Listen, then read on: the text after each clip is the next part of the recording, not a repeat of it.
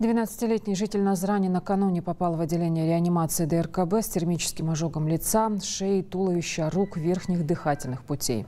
Повреждено 45% тела. Было принято решение о транспортировке подростка в Москву. Дальнейшее лечение пациента будет проходить в одном из столичных госпиталей. Самолет вылетел из аэропорта Грозного в 17:30. Весь путь пациента сопровождает медицина катастроф. Все необходимые препараты и оборудование были заранее подготовлены.